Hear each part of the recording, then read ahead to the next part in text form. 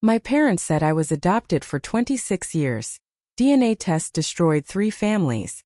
The paper was still warm from the printer when my hand closed around it. I remember the sound first.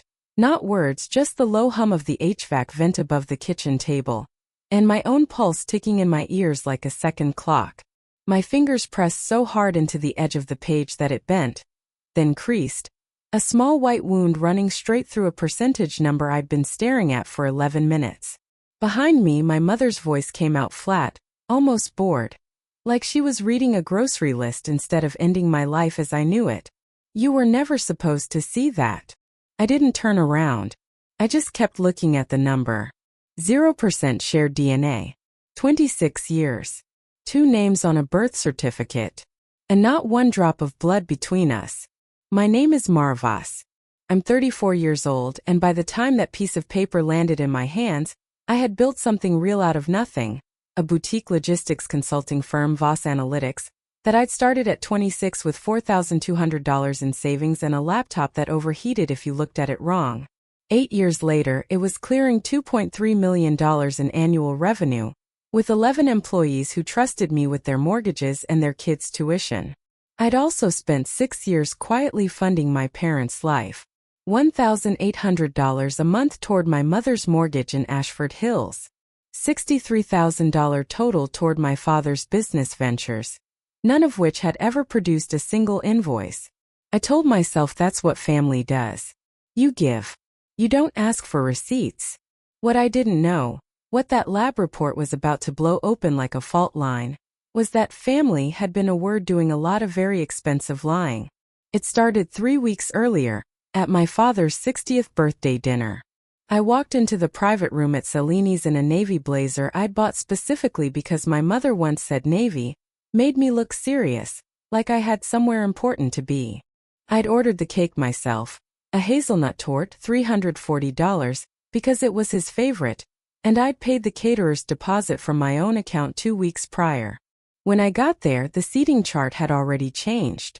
My name card, handwritten in my mother's looping cursive, had been moved from beside my father to a folding chair near the kitchen doors, wedged between the coat rack and a service cart. At the head of the table sat a woman I didn't recognize, mid-50s, a tennis bracelet catching the candlelight, a glass of Sancerre already half gone. My father had his arm draped over the back of her chair like she'd always been there. "Mara," my mother said, not quite meeting my eyes, straightening a napkin that didn't need straightening. "This is Diane. She's an old family friend." Diane smiled at me over the rim of her glass. The kind of smile that isn't for you. It's for the people watching you receive it. Nobody explained anything. Nobody had to. I understood, sitting in that folding chair by the coat rack, that I had been quietly repositioned in my own family, and no one had thought I was owed a reason. I didn't confront anyone that night. I smiled, I cut the cake, I paid the bar tab when it mysteriously came to my end of the table. But 2 days later, I drove to the county records office on my lunch break and requested a copy of my own birth certificate. Not the laminated one my mother kept in a fireproof box and had shown me exactly twice in my life, but the original filing. The clerk's assistant flagged it as amended. Amended records take longer. Amended records, I'd learn, usually means somebody changed something on purpose. When I asked my mother about it that weekend, over coffee she'd made too strong on purpose, she waved a hand like she was swatting a fly. "Records get digitized wrong all the time, sweetheart. It's a clerical thing. Government inefficiency, that's all it is." I nodded. I said, "That makes sense." And I meant for her to believe I believed her. That same week, I finally opened the folder I'd been avoiding for 2 years, the one labeled Dad Investments, that lived on a shared drive he'd set up for transparency. $63,000, and I'd never once seen a contract, a business license, or a tax filing tied to any of it. I found something else instead. A wire transfer log. $18,500 sent 11 months earlier. Not to a vendor, not to a business account, but to a woman named Diane Castellano. Memo line. Q3 support per agreement. Per agreement. Whose agreement? Mine had never been asked. I brought it to my father directly. laid the printout flat on his kitchen counter like a losing hand of cards. He didn't flinch. That's the part that still gets me. He didn't even pretend to be surprised I'd found it. That's a consulting retainer, Mara. Diane does brand strategy work for the Ashford Hills Community Board. And I'm the treasurer. It's completely above board. There's a fiduciary structure, a 501c. For pass through the whole thing. You wouldn't understand the tax mechanics of it. He said fiduciary. The way people say big words when they want you to stop asking questions instead of start understanding the answer. I let my face go soft and confused. The way I'd learned to do in board negotiations when I wanted the other side to underestimate me. Oh, I said. Okay. That makes sense. Sorry, Dad. 2 nights later I came back to drop off a prescription my mother had asked for, and I heard them before I saw them, my parents and Diane in the kitchen laughing over wine. She actually believed the fiduciary line, my father said, and I heard the specific, ugly delight in his voice, the sound of a man congratulating himself. 26 years of paying for a kid that isn't even ours, and she still hands over the checkbook the second I use a big word. My mother laughed. Not a nervous laugh, a real one. She's useful, Robert. Let's not get greedy and lose the golden goose before Diane's settlement clears. I stood in the hallway with the pharmacy bag going damp in my sweating hand, and I made a decision right there that would take me 3 more weeks to finish executing. I was done being generous. I was about to become thorough. The DNA test had actually come from something small. A genealogy site my coworker Priya talked me into trying just for fun during a slow week at the office. When the 0% match came back, I didn't confront anyone yet. I went digging instead, quietly, the way you're supposed to negotiate a contract. Assume nothing, verify everything. What I found wasn't a mix-up. It was a paper trail. My amended birth certificate connected to a private adoption facilitated through a now-defunct agency, one my mother had once worked for, briefly, as an administrative assistant 26 years ago. And Diane Castellano wasn't a family friend. She was my biological mother's sister. My aunt. The $18,000 wasn't a consulting fee. It was hush money paid to keep Diane quiet about a private, off-book adoption arrangement that had never been properly filed, one where my real mother, dying of complications after my birth, had been told I'd gone to a loving family, not sold quietly, for $9,000 in 1992 to a couple who wanted a stepping stone into a wealthier social circle. I sat in my car outside Diane's condo for 40 minutes after I found the county's sealed adoption index, my hands flat on the steering wheel, not driving anywhere. I wasn't just funding my parents' lifestyle. I had been funding the exact people who had bought me, lied to me for 26 years, and were now laughing about how easy I was to fool. That was the night the plan stopped being about hurt feelings. It became about proof. I started performing the next morning, and I want to be precise about what that meant because it wasn't dramatic. It was small. I let my shoulders drop half an inch when I walked into rooms. I started saying, I don't really understand all the legal stuff, I just trust you guys at least once per conversation, in a slightly higher voice than my normal register. I carried a battered leather planner everywhere. An actual paper one, the kind that makes people assume you're disorganized and sentimental instead of running an 8-figure client pipeline off a phone you refuse to let out of your sight. Internally, the math was simple. My father needed me confused to keep spending my money. My mother needed me guilty to keep controlling my time. Diane needed me oblivious to keep collecting. If I gave all 3 of them exactly what they needed to see, they would stop watching what I was actually doing. So I asked dumb questions about the trust documents. I let my father explain the fiduciary structure to me a second time, slower, like I was a child, and I wrote down every word he said, not because I believed it, but because a man explaining a lie in detail is a man handing you a transcript of his own guilt. The leather planner had a hidden zip pocket. Inside it, a digital voice recorder no bigger than a car key. I'd started carrying it 3 days after the hallway conversation. I never once had to reach for it in a way anyone would notice. I just had to be in the room. The bait had to be something they couldn't resist and couldn't verify quietly. I told my father, in a voice full of manufactured hesitation, that Voss Analytics had just closed a distribution deal worth $410,000, and that I was thinking about finally setting up a family trust so everything could be handled properly, the way you've always explained it to me. I said I wanted Diane's expertise to help structure it, since she clearly knew what she was doing. I watched something shift behind my father's eyes, the specific greed flicker of a man doing math in his head. He offered almost too fast to set up a dinner, so we can all talk it through as a family. Diane confirmed within 4 hours over text. My mother texted a heart emoji. I set 2 traps, not 1. The first was a document, a fake trust summary sheet listing the $410,000, deliberately routed through a shared cloud folder I knew my father had access to under my old assistant's login, one he'd never realized I'd noticed he was using. I wanted to see if he'd try to touch it before the dinner. He did. The metadata logged an edit attempt at 11:47 p.m. 2 nights before. 4 minutes of activity, no changes saved. Just someone checking if the number was real. The second trap was the dinner itself. I booked the same private room at Cellini's, told my mother I wanted to make it special, like Dad's birthday. I paid the deposit myself again. I brought my planner again.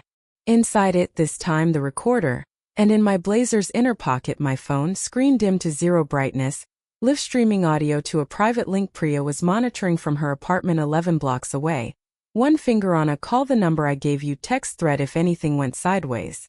I sat in my car outside the restaurant for 6 minutes before going in. My phone buzzed once against my leg. A text from Priya.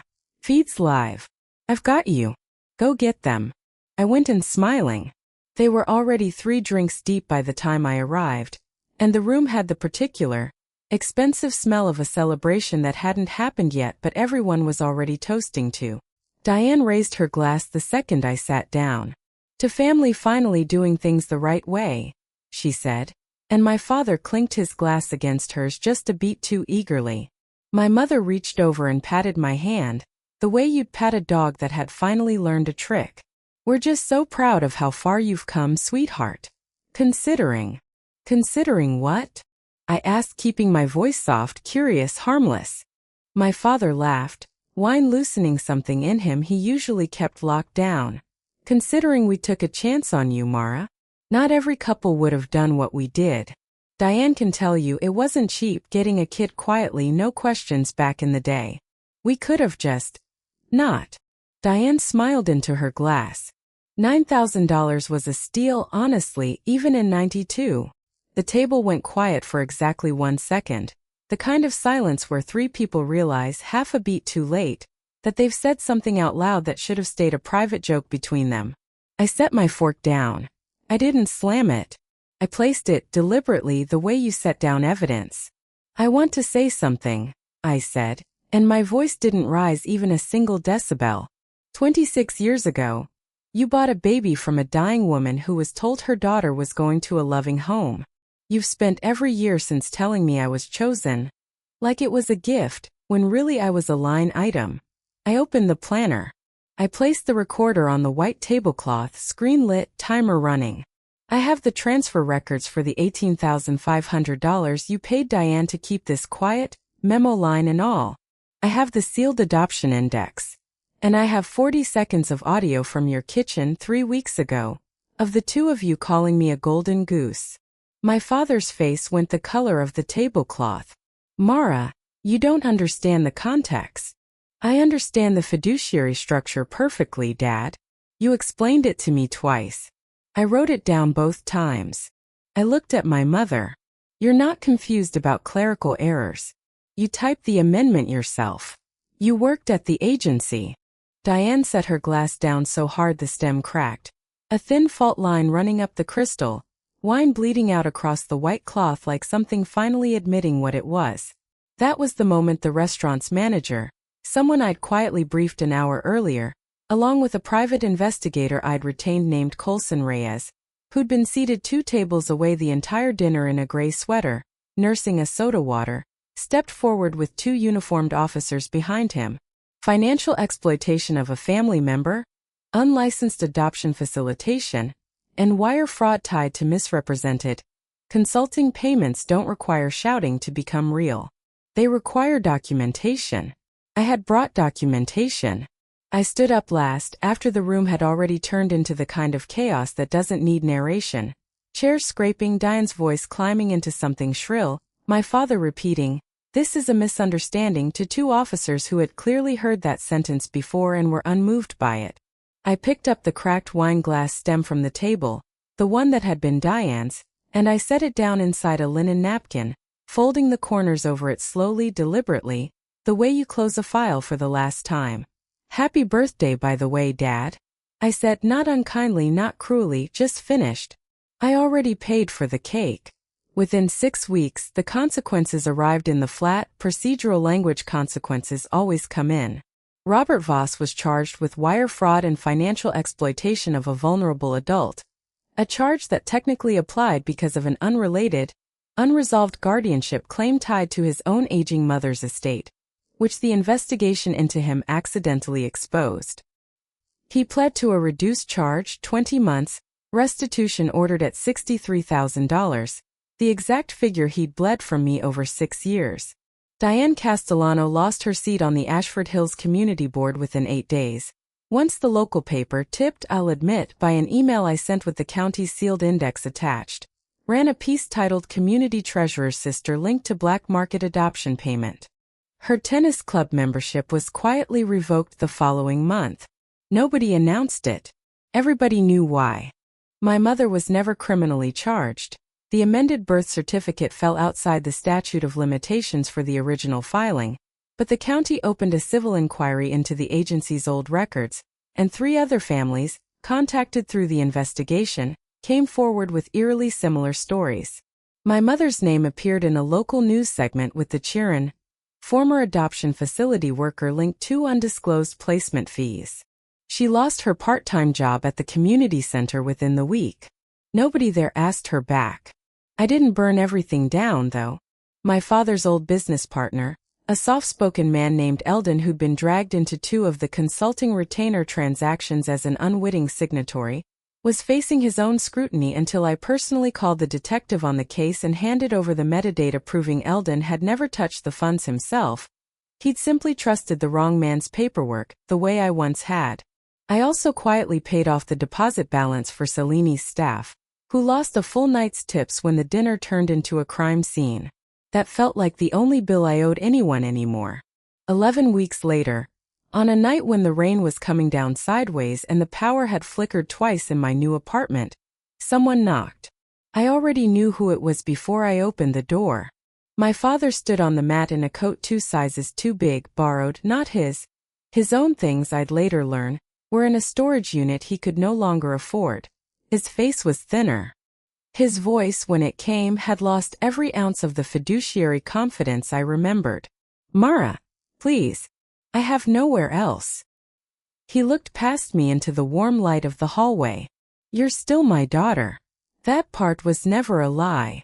I stood in the doorway a long moment, rain blowing cold against my ankles, the leather planner, the same one, sitting on the entry table behind me, retired now, empty of recorders, just a planner again. "You're right," I said finally, quiet, steady, no shake in it at all. "That part was never a lie. But everything you did with it was. I hope you find somewhere warm tonight. It won't be here." I closed the door. Not hard. Just final. Behind me in the kitchen, Priya, who'd become a lot more than the coworker who talked me into a DNA kit, who I'd been dating for 4 months by then and who'd sat beside me through every deposition, handed me a mug of tea without a word and pulled me into the couch beside her. "You okay?" she asked.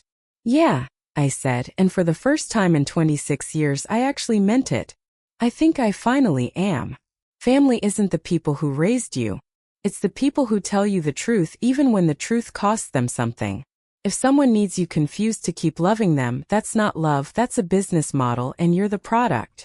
If you were in Mara's position, would you have gone straight to the confrontation? Or would you have played it slow like she did? If this story hit you, hit like, subscribe for more stories like this one, and tell me in the comments what you would have done differently.